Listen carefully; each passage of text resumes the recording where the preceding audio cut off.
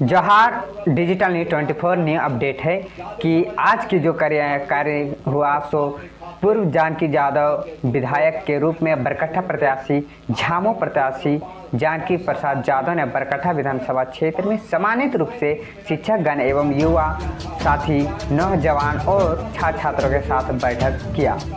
इसी के छात्र जो बरकट्ठा विधानसभा से फिर 2024 में रहे थे, लेकिन महागठबंधन सरकार इस बार जो है कहा जाता है झारखंड मुक्ति मोर्चा उम्मीदवार सह पूर्व विधायक जानकी प्रसाद यादव ने झामू कार्यालय में देखा जाए तो अटल चौक में हजारीबाग में युवा नौजवान साथियों और छात्र छात्राओं के साथ बैठक कर अपने ही पक्ष में मतदान करने का भी अपील करते हुए कहा कि मैं जब वर्ष 2024 में विधायक बना तो मैं राजकीय पॉलिटेक्निक कॉलेज से हो गया और कई डिग्री कॉलेज का नामांकन नवाड़ी हो गया, सूरजकुंड जैसे बरकट्ठा का निर्माण करवाया सहित शिक्षा के क्षेत्र में अनेक परिवर्तन किया गया ताकि वे अपने ही विधायक के क्षेत्र में छात्र छात्रों को उस शिक्षा की प्राप्ति अपने ही प्रखंड में हो सके। इस अवसर पर और मैं लगता है समय थोड़ा ज़्यादा हो रहा है हम लोग, इसलिए मैं आप लोगों को अब बहुत कुछ नहीं कहते हुए निश्चित तौर पर आप लोगों से इस उम्र में इस पड़ाव में मैं आप लोगों से मदद मांगने आया हूँ। लोग कहता है कि युवा शक्ति सबसे बड़ी शक्ति है और भारत युवाओं का देश है। भारत युवाओं का देश है। मैं एक और अंत में बात करना चाहूँगा। मैं बहुत सरकार के बारे में और राजनीतिक बातें नहीं करना चाहूँगा, लेकिन गांव देहात का रहने वाला हूँ, गरीब का बेटा हूँ, खेत खलिहान से आया हूँ, हल जोत के आया हूँ, सावन में धान रोप के आया हूँ। मैं बताना चाहता हूँ कि अभी जो सरकार जो किया है कुछ काम वो झारखंड में अभी तक किसी ने नहीं किया। आज होगा अभी गरीब गुरुआ के ऊपर जब 35 लोगों को जो बरकट्ठा गड्ढा इलाके के घांगरी इलाके को लोग होंगे तो पता होगा 37 को हमारे दलित भाई और आदिवासी पर केस कर दिया गया। बिजली बिल का बकाया था, सबसे कम था उसका 58,000 है। रोड पर है नरमगड्ढा मोड़ में जाके देखेंगे 7 को दलित समाज का घर है, उसकी पूरी संपत्ति नहीं है जो 10,000 रुपया में बेच सकता है, लेकिन उसका 57 और 58,000 था। हमने थाना में जाके लड़ाई करके उसको थाना से निकलवाया और कहा बिजली बिल बकाया है तो इसका जमीन का कुर्की करो, जब्ती करो।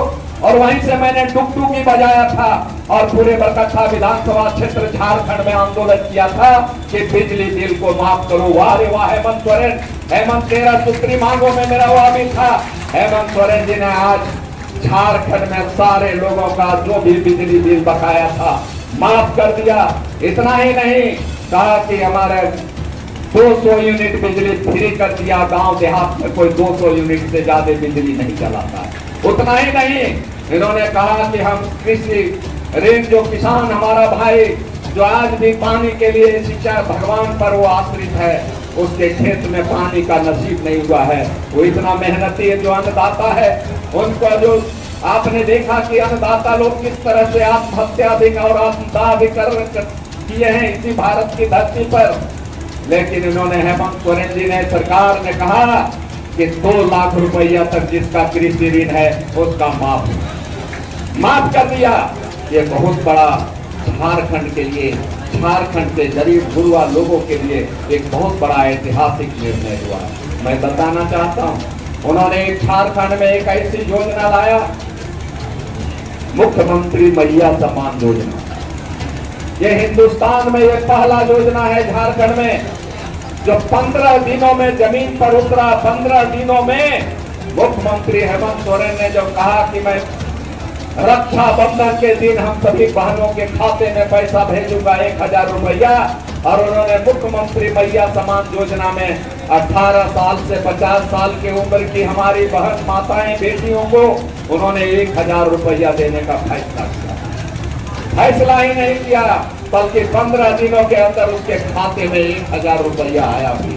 उन्होंने दूसरा किस्त उन्होंने कर्मा के अवसर पर दिया और उन्होंने पुनः कहा कि नहीं, कैबिनेट में निर्णय हुआ कि झारखंड के बहन बेटी माताओं को यह 1,000 रुपया बहुत काम में आ रहा है। लोगों को ताकत मिल रहा है। उन्होंने कहा कि 1000 बहुत कम है, इसलिए 2500 रुपया देने का कैबिनेट ने पास किया। यह एक बहुत बड़ाई के पात्र है मुख्यमंत्री जी को, जिन्होंने निर्णय लिया, कैबिनेट से पास किया कि 2500 रुपया मुख्यमंत्री मैया समान योजना के तहत जिसकी उम्र 18 साल से 50 साल की जो हमारी बहन बेटी माताएं हैं उनको राशि मिलेगा। तो इतना मैं जरूर कहना चाहता हूँ कि ये सब वही काम कर सकता है जिसको झारखंड के प्रति सोच, झारखंड के प्रति जिनको दर्द है। क्यों नहीं शिबू सोरेन जी से, विषम गिरु शिबू सोरेन से बड़ा कोई झारखंड में आज तक नेता नहीं हुआ, जितना केस किसी पर आज तक नहीं हुआ, उतना लाठी किसी ने नहीं खाया। चाहे वो जंगलों में उग्रवादियों के नाम पर केस हुआ, चाहे कितने केस हुए, लेकिन उन्होंने कहा कि मैं झारखंड बना के रहूंगा, झारखंड लेके रहूंगा, झारखंड अलग करके रहूंगा।